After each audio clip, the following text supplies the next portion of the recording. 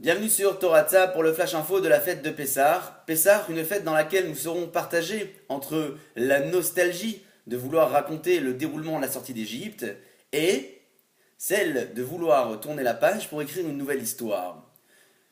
Une fête si particulière dans laquelle nous aurons l'interdiction de consommer ne serait-ce qu'une infime quantité de Hametz, cette petite quantité qui ne pourra jamais s'annuler pendant la fête. Sur le plan halachique, le Mishnah Berurah dans le chapitre 447 nous expliquera que le pain fait partie des aliments essentiels dans la consommation d'un homme, c'est pourquoi il aura du mal à s'en défaire. Il faudra donc exiger une interdiction même sur les quantités les plus insignifiantes. À présent, pour l'aspect moral, le Rav Shimshon Pinkus nous expliquera que Pessah est pour nous une fête dans laquelle nous traverserons un traitement médicamenteux, si l'on pouvait l'appeler ainsi, cette semaine dans laquelle nous reprendrons confiance en Akadosh Baruch Hu, en se mémorant l'histoire et en consommant ce même pain, le pain qui n'a pas eu le temps de monter et qui a été consommé par les bénis Israël autrefois. Rappelons que Mitzraïm, l'Égypte, est composé essentiellement du mot Metzer.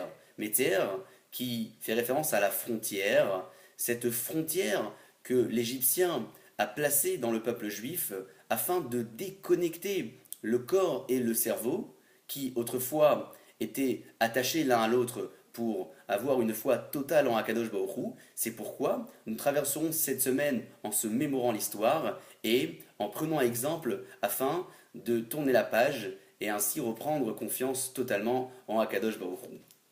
À présent, rappelons que la seule différence entre la matzah d'une part et le pain d'autre part, eh bien c'est cet élément qui permet à l'un de monter, la levure, un champignon unicellulaire qui étouffera l'oxygène dans la pâte et qui permettra au pain de gonfler, contrairement à la matzah qui restera fine, plate, en l'absence de cette levure. Elle n'aura donc pas eu la possibilité de monter. La matzah fera donc référence éventuellement à cette humilité, cette qualité essentielle qui peut se maintenir sur un long terme et ainsi perdurer.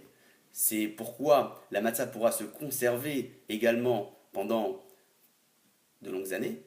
Contrairement au pain, ce pain qui est composé également avec de la levure, cet élément qui lui a permis de monter, de gonfler, qui fera référence à l'orgueil, un défaut si particulier qui malheureusement eh bien, pourra détruire la vie d'un homme et qui ne pourra lui permettre de se maintenir positivement sur un long terme, autant que le pain ne pourra se maintenir également sur un long terme. Pessar, Kacher, Vesameach, et à la semaine prochaine.